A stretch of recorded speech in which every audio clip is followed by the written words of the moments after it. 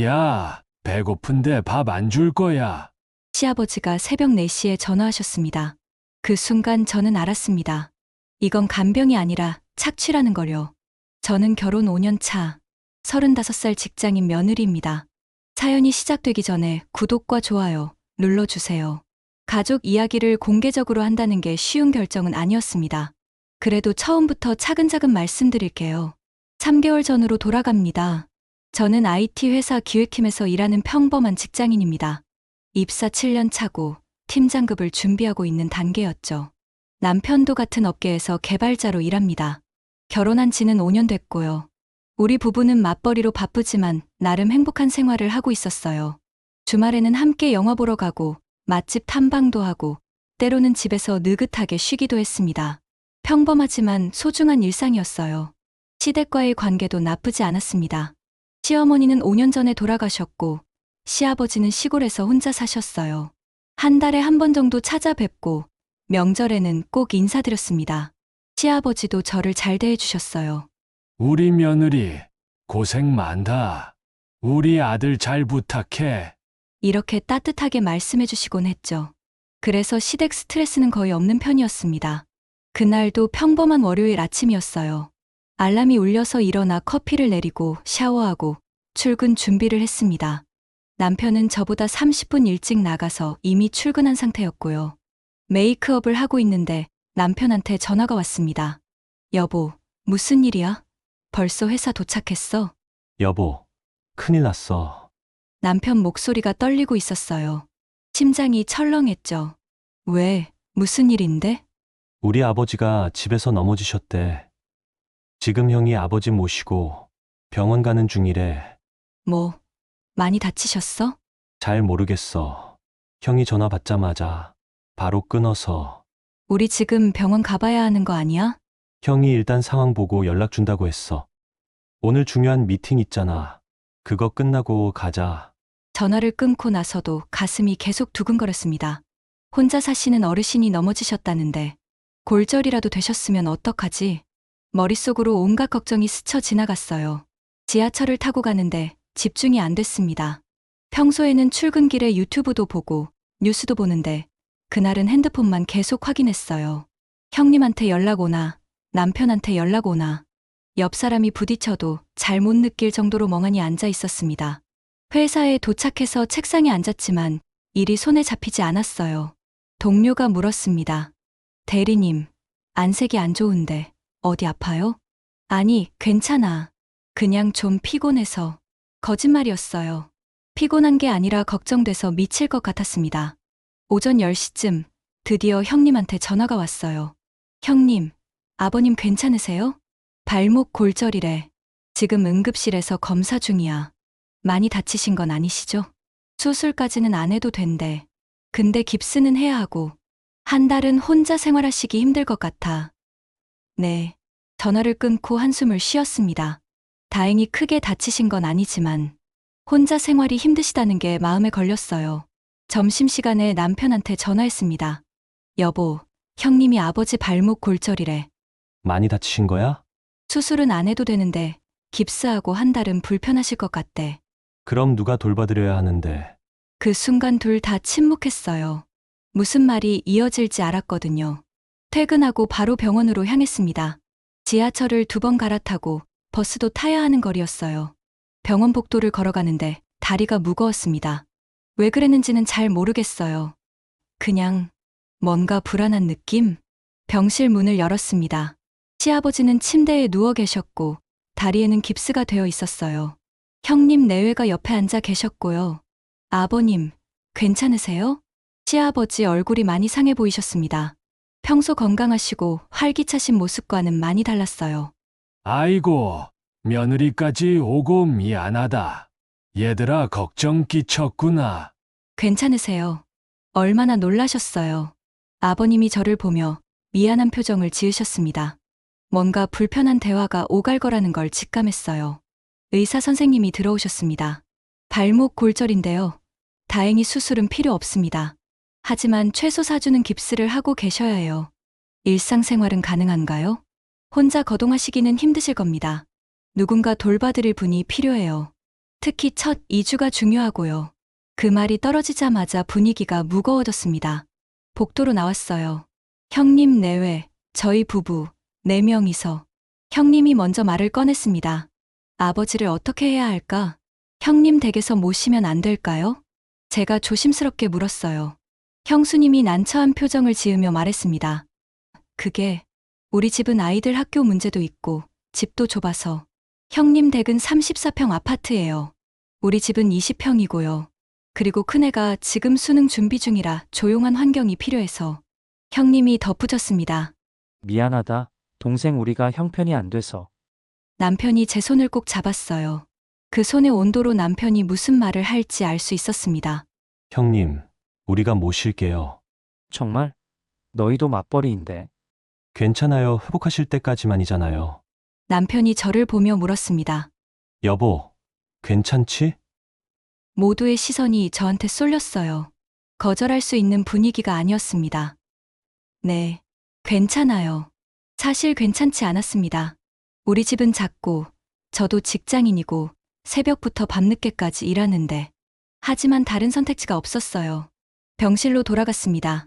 아버님, 저희 집에서 지내세요. 회복하실 때까지만요.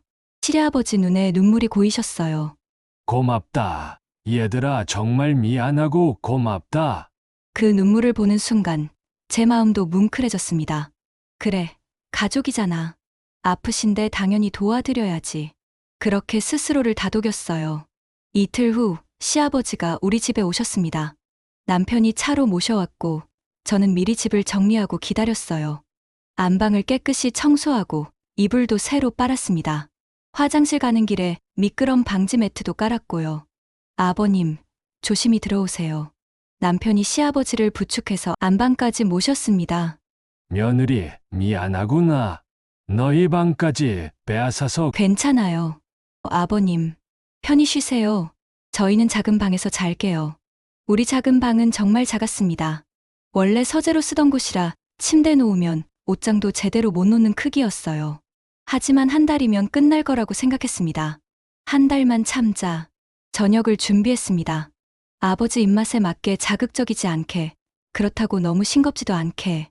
미역국, 생선구이, 나물무침, 두부조림. 와, 며느리 솜씨가 좋구나. 많이 드세요, 아버님. 그날 저녁은 화기애애했습니다.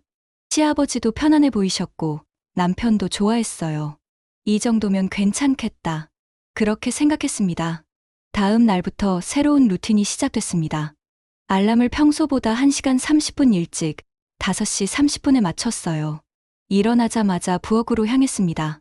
냉장고를 열고 오늘은 뭘 해드릴까 고민했어요. 시아버지가 소화가 잘 안 되신다고 하셨으니까 죽이 좋을 것 같았습니다. 쌀을 씻어서 냄비에 넣고 약한 불에 천천히 끓였어요. 죽이 끓는 동안 계란찜을 만들었습니다. 그리고 김치, 무나물, 시금치나물을 작은 접시에 담았어요. 시계를 보니 7시. 평소 같으면 이제 막 일어날 시간인데 벌써 1시간 30분을 부엌에서 보냈습니다. 아버님, 일어나셨어요? 아침 드세요. 오, 며느리가 일찍 일어나 고생했네. 괜찮아요. 맛있게 드세요. 시아버지가 한 숟가락 드시더니 고개를 끄덕이셨습니다. 맛있다. 우리 며느리 솜씨 좋네. 그 말에 피로가 좀 풀리는 것 같았어요. 출근 준비를 서둘렀습니다. 아버님, 점심은 냉장고에 도시락 준비해뒀어요. 전자레인지에 2분만 돌리시면 돼요. 알았다. 며느리, 조심히 다녀와. 회사에 도착했을 때는 이미 녹초가 돼 있었습니다. 평소보다 1시간 30분 일찍 일어났으니까 수면 시간이 그만큼 줄어든 거죠. 책상에 앉아 커피를 마셨어요. 진한 아메리카노, 더블샷. 그래도 졸음이 쏟아졌습니다. 동료가 물었습니다. 언니, 안색이 안 좋은데 어제 못 잤어? 응, 좀. 일찍 일어났거든. 자세한 얘기는 하고 싶지 않았어요. 3일째 아침이었습니다. 또 5시 30분에 일어났어요. 몸이 무겁고 눈이 제대로 안 떠졌습니다. 하지만 습관처럼 부엌으로 향했어요. 오늘은 흰죽을 끓이고 계란찜 대신 계란 프라이를 했습니다. 그리고 어제 만들어둔 반찬들을 꺼내서 접시에 담았어요. 나물 3가지, 김치, 된장찌개. 정성스럽게 상을 차려서 안방으로 가져갔습니다. 아버님, 아침 드세요. 시아버지가 잠에서 깨어 상을 보셨어요. 그런데 표정이 좀 이상했습니다. 이게 뭐야? 네, 며느리가 밥을 이렇게 못해. 가슴이 철렁했습니다. 아버님, 무슨, 우리 마누라는 아침상에 국도 3가지는 끓였는데 죄송해요, 아버님. 제가 시간이 부족해서. 시간이 부족해. 며느리면 시간 만들어서라도 제대로 차려야지. 고작 이거야?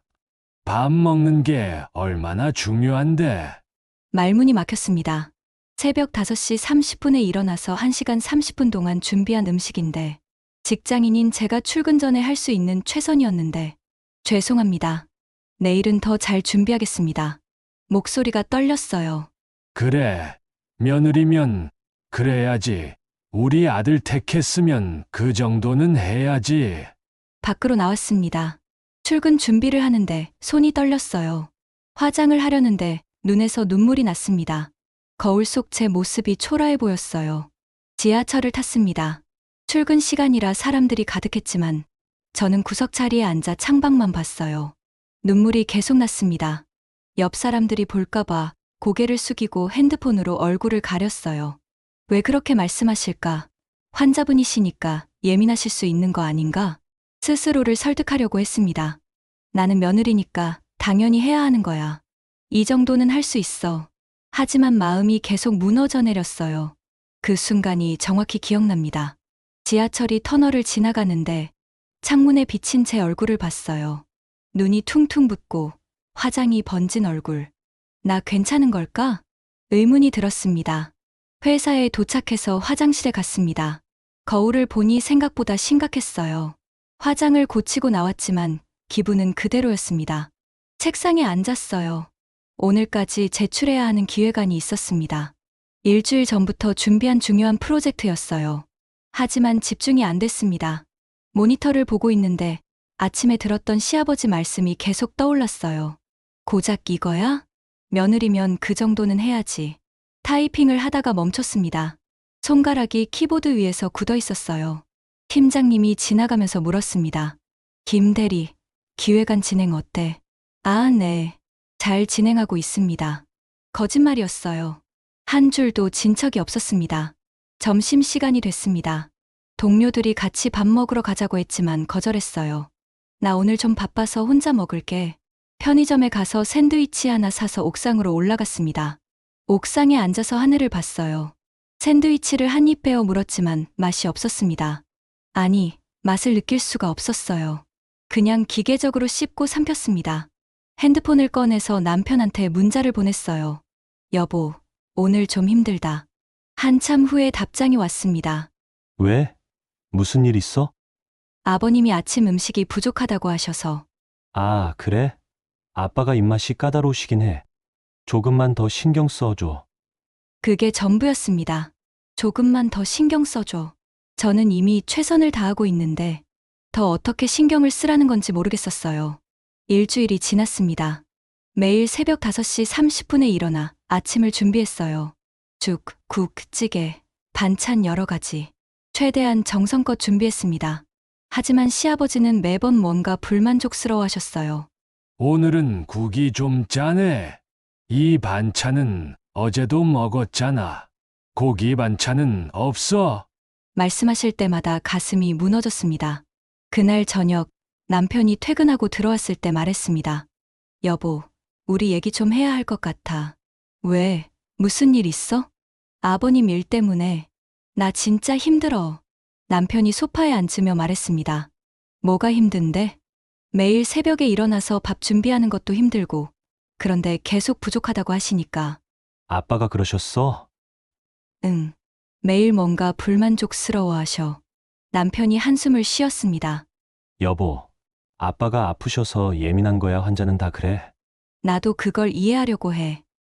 근데 근데 너무 힘들어. 회사에서도 집중이 안 되고 맨날 졸리고. 남편이 제 어깨를 토닥였습니다. 조금만 더 참아줘. 한 달만 지나면 아빠 나으실 거야. 한 달. 응. 한 달만 우리 여보 최고야 고마워. 남편이 제 이마에 키스했어요. 그 순간은 따뜻했습니다. 그래, 한 달만 참자. 가족을 위한 거니까. 다시 한번 스스로를 다독였어요. 하지만 마음 한구석에는 여전히 불안함이 남아 있었습니다. 2주가 지났습니다. 그날은 정말 중요한 날이었어요. 3개월 동안 준비한 프로젝트 발표가 있는 날이었거든요. 임원진 앞에서 하는 발표라 정말 중요했습니다. 아침에도 평소처럼 5시 30분에 일어났어요. 몸은 지쳤지만 그래도 익숙해진 루틴을 따랐습니다.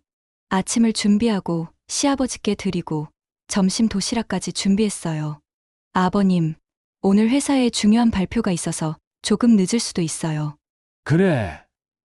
알았어. 조심히 다녀와.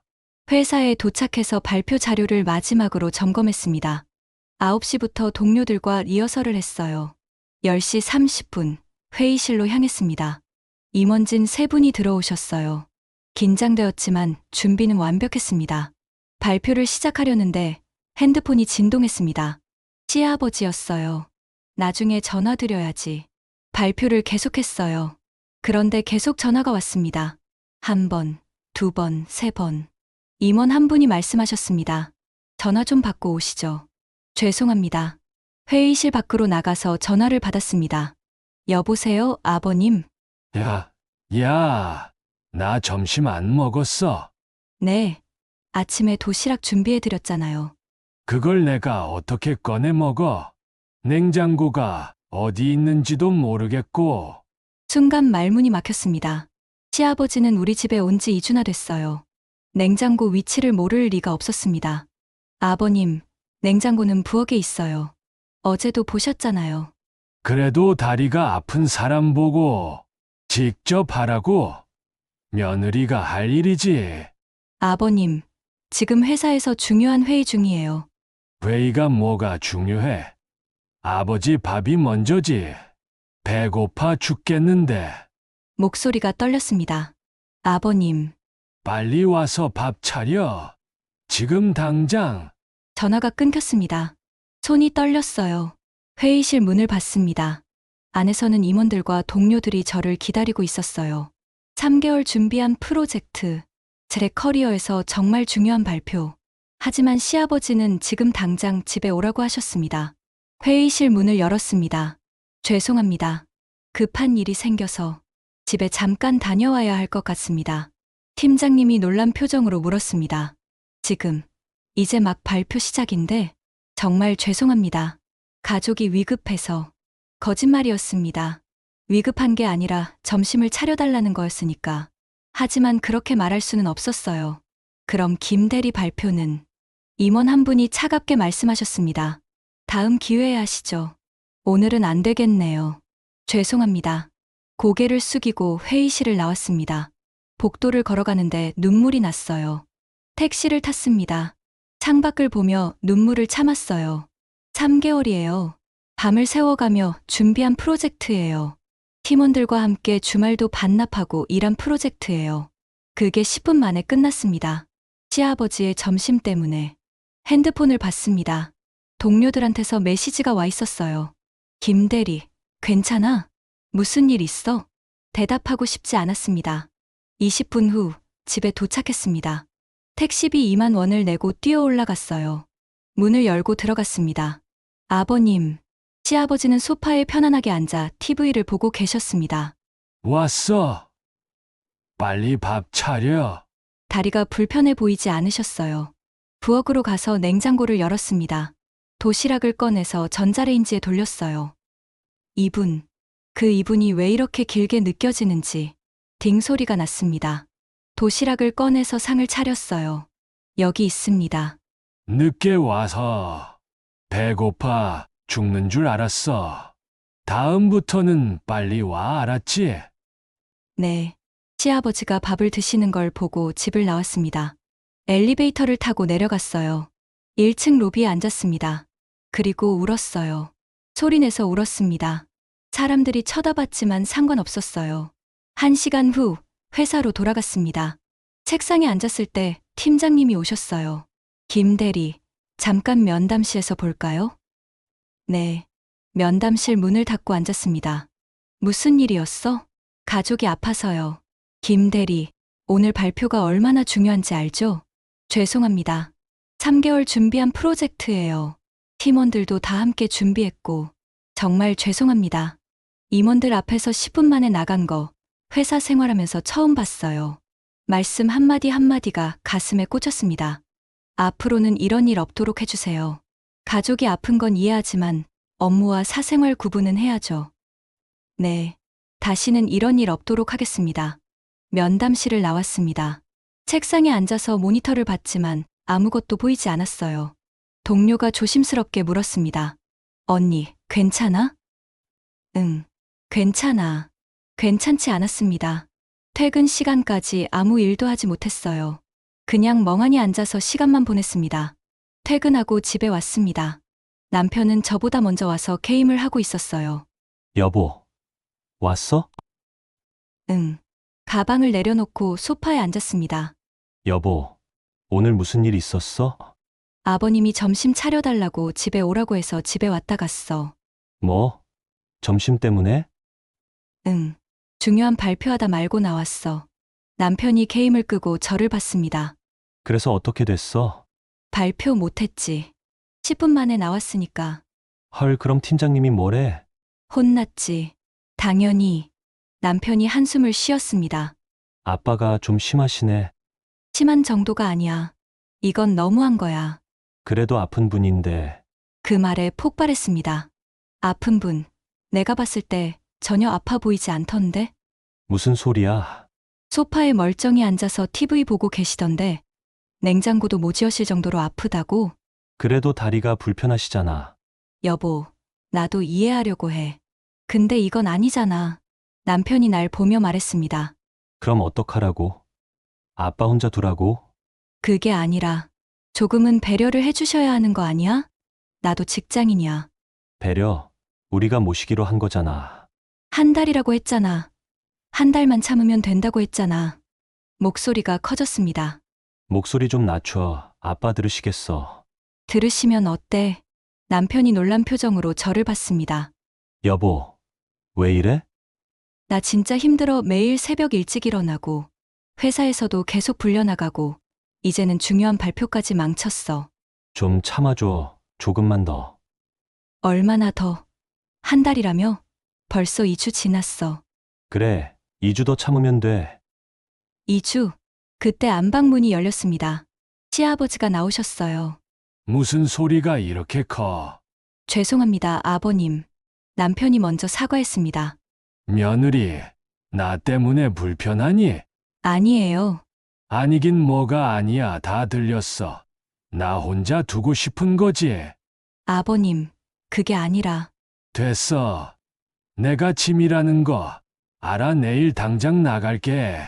시아버지가 다시 방으로 들어가셨습니다. 남편이 저를 보며 말했어요.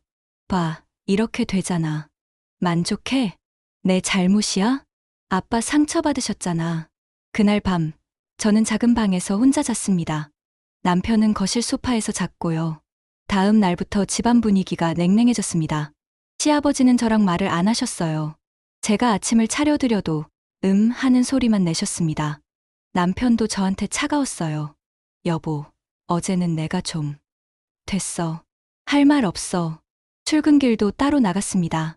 회사에서도 집중이 안 됐습니다. 프로젝트 발표건으로 팀 분위기도 안 좋았고요. 점심시간에 화장실에 가서 울었어요. 내가 뭘 잘못한 거지? 가족을 위해 최선을 다했는데 왜 이렇게 된 거지? 퇴근하고 집에 왔을 때도 분위기는 그대로였습니다. 저녁을 준비하면서 눈물이 났어요. 감자를 깎다가 손을 베었습니다. 피가 났지만 그냥 물로 씻고 계속했어요. 저녁상을 차렸습니다. 아버님, 저녁 드세요. 시아버지는 대꾸도 안 하고 방으로 들어가셨어요. 남편만 식탁에 앉았습니다. 아빠는? 방에서 드신대. 그래. 둘이서 조용히 밥을 먹었습니다. 대화가 없었어요. 숟가락 소리만 들렸습니다. 그날 밤도 따로 잤어요. 4주가 됐습니다. 병원 정기검진 날이었어요. 아버님, 병원 가실 시간이에요. 혼자 가라고. 제가 모셔다 드릴게요. 또 회사에 반차를 냈습니다. 이번 달만 벌써 네 번째 반차였어요. 팀장님이 말씀하셨습니다. 김 대리, 개인 사정이 있는 건 알지만 너무 잦아요. 죄송합니다. 다음 달부터는 이런 일 없도록 하겠습니다. 병원까지 가는 내내 말이 없었습니다. 시아버지도 저도 진료실에 들어갔습니다. 의사 선생님이 엑스레이를 보며 말씀하셨어요. 많이 좋아지셨네요. 깁스 이제 풀어도 되겠어요. 그럼 이제 일상생활 가능한가요? 네, 무리하지 않으시면 됩니다. 산책도 하시고 가벼운 운동도 시작하세요. 깁스를 푸는 걸 보면서 속으로 안도했습니다. 이제 끝이구나. 이제 나아지실 거야. 그런데 집에 돌아와서도 시아버지는 여전히 불편해하셨습니다. 며느리, 화장실 좀 데려다 줘. 아버님, 의사 선생님이 혼자 걸으셔도 된대요. 그래도 불안에 넘어지면 어떡해. 화장실까지 거리는 3미터. 하지만 거절할 수 없었습니다. 부축해드렸어요. 그런데 이상했습니다. 화장실 가실 때는 제 부축이 필요하다고 하시는데 제가 없을 때는 혼자 잘 다니시는 것 같았어요. 어느 날 일찍 퇴근한 적이 있었습니다. 조용히 문을 열고 들어갔는데 시아버지가 부엌에서 라면을 끓이고 계셨어요. 혼자서요. 불 앞에 서서 젓가락으로 면을 휘휘 저으시면서 아버님? 깜짝 놀라신 시아버지가 황급히 불을 끄고 소파로 가셨습니다. 그리고 다리를 만지시며 앉으셨어요. 아이고, 다리야 며느리. 벌써 왔어. 나 다리가 너무 아파서 소파에 누워 있었어. 방금 전까지 부엌에서 서 계셨는데 하지만 뭐라고 말할 수가 없었습니다. 그러셨어요.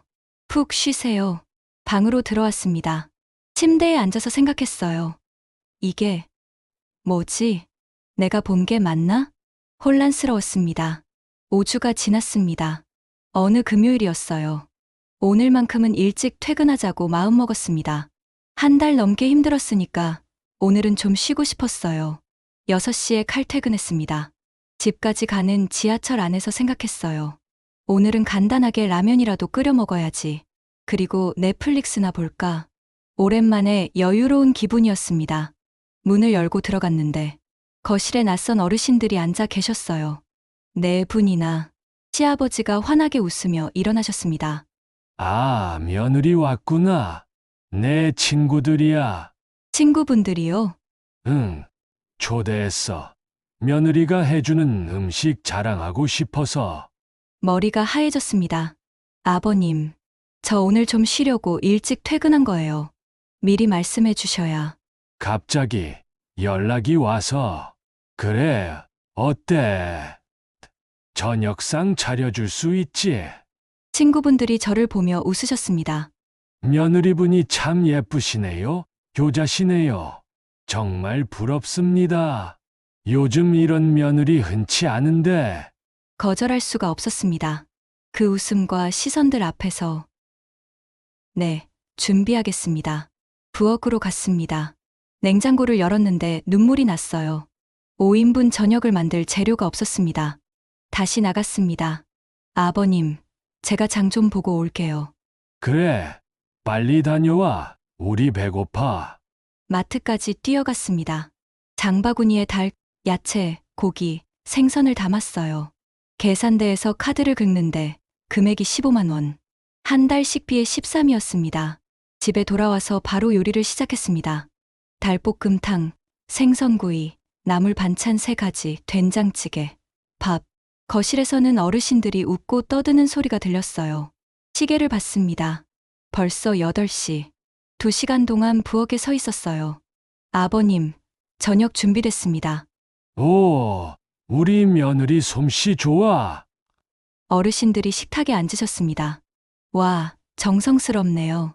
이야, 이렇게까지 해주다니. 아드님이 복 받으셨어요, 정말. 시래아버지가 뿌듯한 표정으로 웃으셨습니다.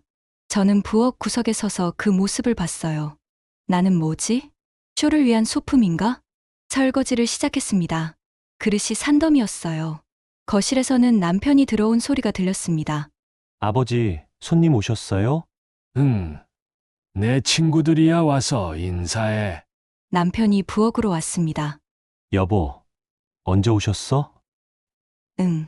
갑자기. 고생 많았네. 내가 도와줄까? 아니, 괜찮아. 남편은 거실로 가서 친구들과 게임을 시작했습니다. 계속 설거지를 했어요. 기름때가 잘 안 지워졌습니다. 손이 빨갛게 부어올랐어요. 손님들이 가신 게 밤 10시 30분. 설거지를 다 끝낸 건 11시 30분. 부엌 바닥을 닦고 쓰레기를 버리고 정리까지 하니 12시가 넘었습니다. 침대에 누웠습니다. 온몸이 아팠어요. 허리, 다리, 어깨, 손목. 모든 게 아팠습니다. 남편이 옆에 누우며 말했습니다. 여보, 오늘 고생했어. 아빠가 진짜 좋아하시던데 대답하고 싶지 않았습니다. 다음에는 미리 말씀드리라고 할게. 다음은 없었으면 좋겠어. 뭐, 아무것도 아니야. 그날 밤 잠이 안 왔습니다. 천장을 보며 눈물만 흘렸어요. 그 다음 주가 되었습니다. 시아버지의 요구사항이 점점 늘어났어요. 며느리, 빨래 좀 해줘. 아버님, 세탁기 돌리시면 돼요. 나 허리가 아파서 못해. 며느리가 해줘야지. 빨래를 했습니다. 며느리, 양말이 어디 있어? 서랍에 있어요. 어느 서랍? 찾아줘. 양말을 찾아드렸습니다. 며느리, 리모컨이 안 보여. 소파 쿠션 밑에 있어요. 찾아줘. 리모컨을 찾아드렸습니다. 하루에도 10번, 20번씩 불렀습니다. 재택근무하는 날이었어요. 노트북을 켜고 회의를 시작하려는데, 와, 며느리, 네, 아버님. 물 좀 가져다 줘. 부엌에 가서 물을 따라다 드렸습니다. 와, 며느리, 네, 과자 좀 가져다 줘. 저기 높은 데 있어. 과자를 가져다 드렸습니다. 와, 며느리, 네, 아버님. 심심한데 얘기 좀 하자. 죄송한데 지금 회의 중이에요. 회의? 집에 있으면서 무슨 회의야? 잠깐만 얘기하면 되잖아. 회의를 나갔습니다. 상사한테 메시지를 보냈어요. 죄송합니다. 급한 일이 생겨서 5분만 자리 비우겠습니다. 시아버지와 이야기했습니다. 아니, 이야기를 들었어요. 옛날 이야기, 친구 이야기, TV 프로그램 이야기. 30분이 지났습니다. 아버님, 죄송한데 회의 들어가야 해요. 벌써 좀 더 얘기하지. 다음에 더 얘기해요. 방으로 들어갔을 때 회의는 이미 끝나 있었습니다. 어느 토요일이었습니다. 여보, 오늘 마트 좀 갈까? 응, 가자. 시아버지께 말씀드렸습니다. 아버님, 저희 마트 다녀올게요. 필요하신 거 있으세요? 없어, 다녀와. 마트에 갔습니다. 장을 보는데 남편이 말했어요. 아, 깜빡했다. 아빠 약 처방받아야 하는데. 그럼 우리 병원 먼저 갈까? 응, 가자. 병원까지 가는 길에 카페 앞을 지나가게 됐습니다. 유리창 너머로 안이 보였어요. 그리고 시아버지가 보였습니다. 저기, 왜? 저기 아버지 아니야? 남편이 봤습니다. 시아버지는 친구 세 분과 함께 앉아 커피를 마시고 계셨어요. 웃으면서 편안하게 혼자 일어나서 화장실도 가시고 다리를 전혀 불편해하지 않으시면서 어? 우리는 그냥 서서 봤습니다. 5분 정도. 시아버지는 계속 웃으시고 떠드시고 편안해 보이셨어요. 가자. 응. 병원에 갔지만 집중이 안 됐습니다. 집으로 돌아왔어요. 시아버지는 소파에 누워 계셨습니다. 다녀왔습니다. 오, 왔어. 나 혼자 있으니까 심심하고 다리도 아프더라. 그러셨어요. 방으로 들어왔습니다. 남편이 말했어요. 아빠가 왜 거짓말을 하시지? 나도 모르겠어. 다리 괜찮으신 것 같은데. 응. 근데 뭐라고 말하기도 그렇고. 그러게. 우리는 침묵했습니다. 월요일 아침이었습니다. 조심스럽게 말을 꺼냈어요. 아버님, 왜? 이제 많이 좋아지신 것 같은데요. 아, 응. 댁으로 돌아가실 생각은 안 하세요? 시아버지 표정이 굳어졌습니다. 벌써. 한 달이라고 하셨잖아요. 지금 7주 됐어요. 아직 완전히 안 나았어. 의사 선생님이 괜찮다고 하셨어요. 의사가 뭘 알아. 내 몸은 내가 아는데. 아버님, 왜? 나 때문에 불편해. 아들 집에 있는 게 그렇게 싫어. 그게 아니라, 그럼 뭐야? 나보고 나가라는 거야. 아버님, 저도 한계가 있어요. 매일 새벽에 일어나고, 회사도 힘들고, 나도 힘들어. 혼자 사는 게 얼마나 외로운데. 그래도, 됐어, 알았어. 내가 짐이라는 거지. 내가 나갈게. 시아버지가 방으로 들어가셨습니다. 쿵 소리와 함께 문이 닫혔어요. 남편이 출근하면서 저를 보며 말했습니다. 아빠한테 왜 그렇게 말해? 여보, 나 진짜 힘들어. 조금만 더 참아. 응? 얼마나 더? 곧 나으실 거야. 한 달이라며? 벌써 2달 다 됐어. 그래도 아빠잖아. 나는 나는 뭔데? 나는 사람도 아니야? 나도 힘들고 지친다고. 목소리 좀 낮춰. 왜? 아버지 들으실까봐. 들으시면 어때? 남편이 한숨을 쉬며 나갔습니다. 혼자 남았습니다. 무릎에 힘이 풀려서 바닥에 주저앉았어요. 그날 이후로 시아버지의 요구가 더 심해졌습니다. 며느리, 목욕 좀 도와줘. 아버님, 혼자 하실 수 있으세요. 혼자 하다가 넘어지면 어떻게 책임질 거야? 목욕을 도와드렸습니다. 며느리, 발톱 좀 깎아줘. 아버님, 며느리가 해야지. 내가 어떻게 해? 발톱을 깎아드렸습니다. 며느리, 내 방 청소 좀 해줘. 아버님, 청소는 먼지 알레르기 있어. 며느리가 해줘야지. 방 청소를 했습니다. 매일매일이 이렇게 흘러갔습니다. 어느 날 저녁, 거울을 봤습니다. 거울 속에 제 모습이 낯설었어요. 다크서클, 푸석푸석한 피부, 빠진 머리카락. 이게 나야? 35살. 아직 젊은 나이인데. 거울 속에 저는 10살은 늙어 보였습니다. 회사에서 팀장님이 저를 부르셨습니다. 김 대리, 요즘 실적이 너무 안 좋아요. 죄송합니다. 지난 분기 대비 30% 감소했어요.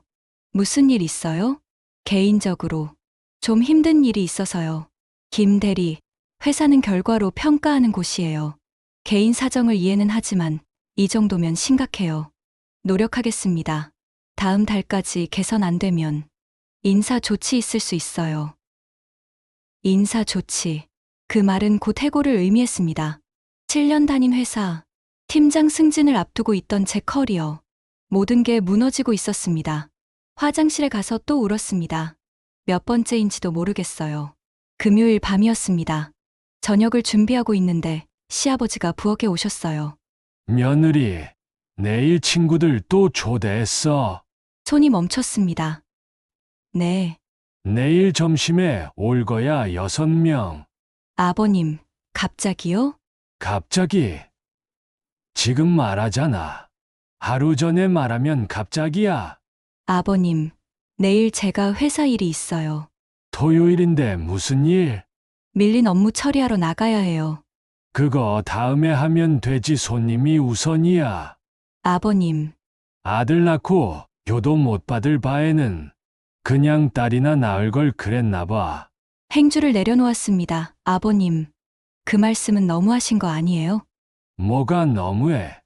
사실을 말한 건데. 저도 사람이에요. 한계가 있어요. 한계.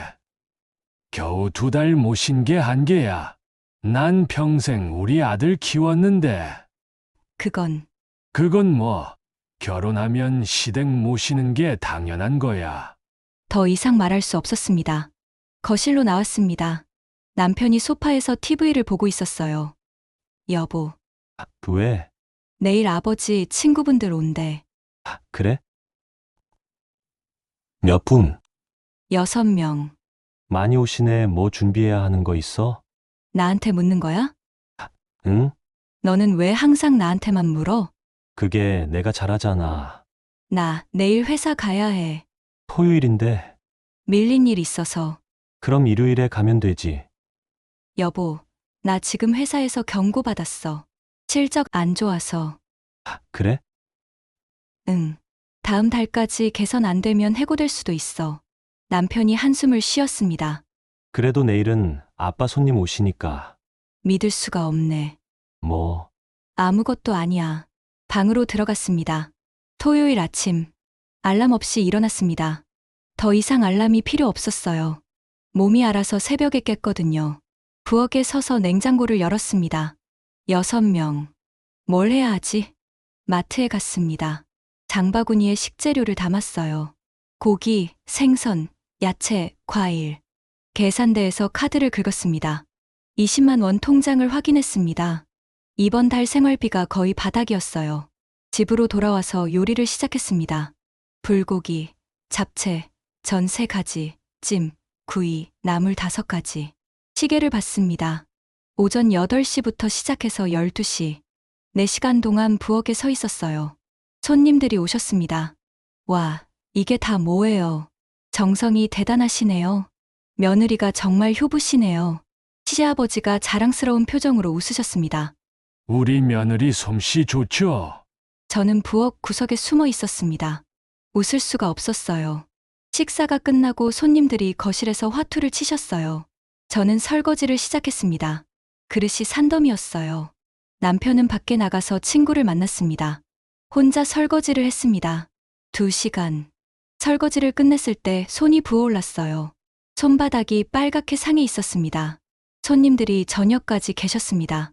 또 음식을 준비했어요. 밤 10시가 되어서야 손님들이 가셨습니다. 소파에 앉았습니다. 움직일 힘이 없었어요. 다음 날 아침. 일어날 수가 없었습니다. 온몸이 아팠어요. 열도 나는 것 같았습니다. 여보, 나 몸이 안 좋아. 쉬어 오늘은 내가 아침 할게. 남편이 부엌으로 갔습니다. 30분 후. 여보, 계란 후라이 어떻게 하는 거야? 여보, 일어났습니다. 부엌으로 갔어요. 계란 후라이를 해줬습니다. 밥을 하고 국도 끓였어요. 몸이 아픈데도 움직였어요. 그때 깨달았습니다. 아, 나는 이 집의 가족이 아니구나. 나는 그냥 무급 가정부구나. 화요일 새벽이었습니다. 깊은 잠에 빠져 있었어요. 얼마 만에 깊은 잠인지 모르겠습니다. 핸드폰이 울렸습니다. 손을 뻗어 전화를 받았어요. 여보세요. 야, 배고픈데 밥 안 줄 거야. 시아버지였습니다. 핸드폰을 귀에서 떼어 시간을 확인했어요. 새벽 4시 13분. 아버님, 지금 새벽 4시예요. 그래서 배고프면 밥 먹어야지. 잠이 확 깼습니다. 아버님, 지금 새벽인데 저도 내일 출근해야 해요. 내일. 지금이 내일이잖아. 빨리 일어나서 죽 끓여. 냉장고에 김밥 있어요. 그거 드세요. 환자한테 김밥을 먹으라고 죽이라도 끓여줘야지. 아버님, 빨리 안 일어날 거야. 나 지금 배고파서 죽겠는데. 목소리가 떨렸습니다. 아버님, 이건 너무하세요. 뭐, 지금 나한테 소리 지르는 거야. 저도 사람이에요. 저도 잠을 자야 해요. 아들 낳은 보람도 없네. 며느리가 이 모양이니. 아버님, 시끄러워. 그냥 굶어 죽을게. 전화가 끊겼습니다. 손이 떨렸어요.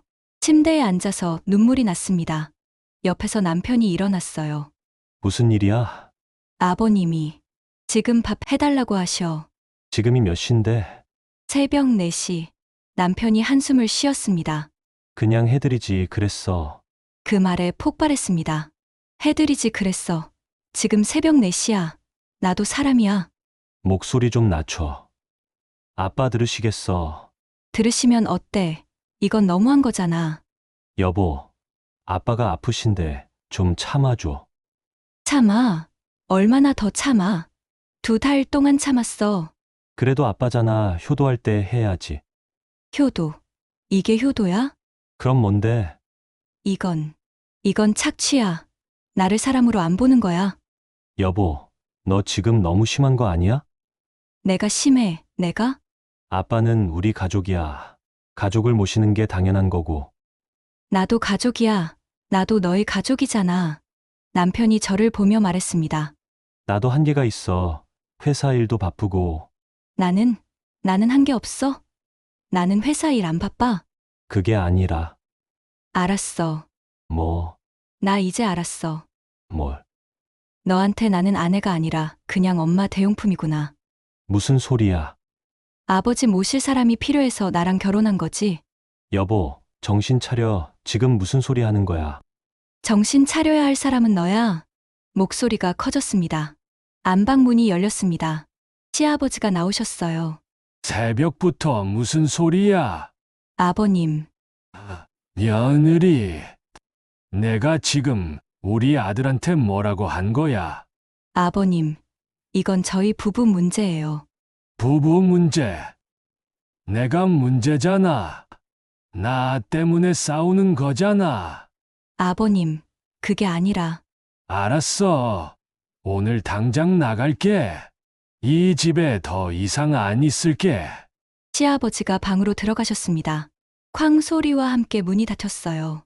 남편이 저를 보며 말했습니다. 만족해. 이제 아빠 마음 상하셨잖아. 내 잘못이야? 네 잘못이지. 조금만 참으면 되는 건데. 조금. 2달이야. 2달. 이게 조금이야? 그래도 아빠한테 그렇게까지 말할 필요 있어? 당신은 왜 나한테는 그렇게 안 해? 뭐, 왜 나한테는 참으라고만 해? 왜 아버님한테는 양해 구하라고 안 해? 그건, 왜 나만 참아야 해?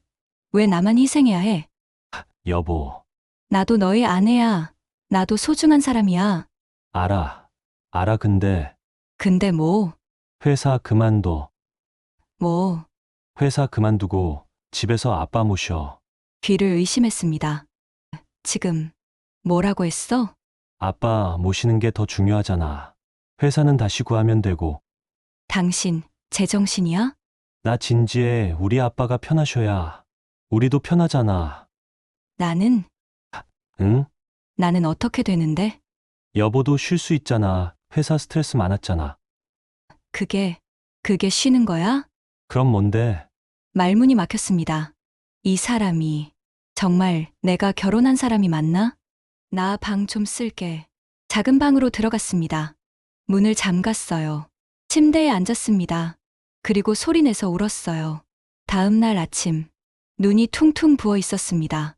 화장으로 가리고 출근했어요. 지하철 안에서 생각했습니다. 이대로는 안 되겠다. 뭔가 바꿔야 해. 회사에 도착해서 인사팀에 전화했습니다. 휴가 쓸 수 있을까요? 언제요? 내일부터 일주일. 갑자기요? 네. 개인 사정이 생겨서요. 알겠습니다. 승인해 드릴게요. 팀장님께 말씀드렸습니다. 팀장님, 일주일 휴가 쓰겠습니다. 지금? 네. 개인적으로 정리할 게 있어서요. 알았어요. 잘 정리하고 오세요. 집에 가고 싶지 않았습니다. 퇴근 시간이 되었지만 카페에 갔어요. 노트를 꺼내서 썼습니다. 내가 원하는 것. 1. 존중받고 싶다. 2. 사람으로 대우받고 싶다. 3. 내 인생을 살고 싶다. 지금 내 상황. 1. 무급 가정부. 2. 스문의 시간 대기조. 새 사람이 아니라 도구. 앞으로 어떻게 할 것인가. 마지막 질문에 답을 쓸 수가 없었습니다. 목요일. 친정에 갔습니다. 오랜만이었어요. 엄마가 문을 열어주셨습니다. 어머, 딸. 갑자기 왜? 엄마 얼굴을 보자 눈물이 났어요. 엄마, 왜? 무슨 일 있어? 엄마, 나 너무 힘들어. 엄마 품에 안겨 울었습니다. 한참을 울었어요. 거실에 앉아 모든 이야기를 했습니다. 처음부터 끝까지. 엄마는 묵묵히 들으셨어요. 이야기를 다 듣고 엄마가 말씀하셨습니다. 그만둬. 네, 결혼 그만둬. 이혼해. 엄마, 그건 결혼 생활이 아니야. 너 지금 노예 생활하고 있어. 하지만은 무슨 너 거울 봤어. 완전히 망가졌어. 거울을 봤습니다. 엄마 말이 맞았어요. 내 인생이야. 내가 행복해야지. 엄마, 근데 이혼하면 이혼하면 어때 다시 시작하면 되지. 사람들이 뭐라고 할까봐. 사람들이 내 인생 살아주냐? 너만 불행하면 그만이야. 엄마가 제 손을 잡았습니다. 엄마가 너 키울 때 이렇게 살라고 키운 거 아니야. 눈물이 또 났습니다. 생각해봐, 진지하게. 금요일 저녁, 집으로 돌아갔습니다. 문을 열었어요. 남편이 소파에 앉아 있었습니다. 어디 갔었어? 연락도 안 하고. 친정. 갑자기? 가방을 내려놓고 남편 앞에 섰습니다. 우리 얘기 좀 하자. 무슨, 우리. 이혼하자. 남편 얼굴이 굳어졌습니다. 뭐, 이혼하자. 나 더 이상 못하겠어. 여보, 농담하는 거지? 진심이야. 왜 갑자기? 갑자기? 2달 동안 신호 보냈잖아. 너만 못 봤어. 아빠 때문에. 아빠만 나가시면 되잖아. 아빠가 문제가 아니야. 그럼 뭐가 문제야? 당신과 나의 관계가 문제야. 남편이 일어났습니다. 여보, 진정해. 너 지금 예민한 거야. 예민한 게 아니야. 이제야 정신 차린 거야. 무슨 소리야? 나는 너의 아내야. 너의 하인이 아니고. 알아. 그건 나도 알아. 아니, 너 몰라. 계속 나한테만 희생 강요했잖아. 그건, 단 한 번도 내 편을 들어준 적이 없어. 그건 아니야. 나도 너 생각했어. 거짓말. 너는 내 아버지 생각만 했어. 남편이 저를 잡으려 했습니다. 여보, 다시 생각해봐. 손을 뿌리쳤어요. 생각 다 했어. 이혼할 거야. 그때 안방문이 열렸습니다. 시아버지가 나오셨어요. 무슨 소리야? 이혼, 아버님, 며느리, 너 지금 정신이 있는 거야? 네, 정신 차렸어요. 뭐, 저 이제 안 하겠어요. 이 생활. 이 집에서 당장 나가. 네, 나갈게요. 원래 제 집도 아니었으니까 짐을 쌌습니다. 옷가방 하나. 그게 전부였어요. 원룸을 구했습니다. 작지만 제 공간이에요. 오늘 이혼 서류에 도장을 찍었습니다. 남편은 끝까지 이해하지 못했습니다. 단지 우리 아빠 모신 것 때문에 이혼하자는 거야? 아니에요. 아버지를 모신 것 때문만이 아니에요. 당신이 나를 존중하지 않았기 때문이에요.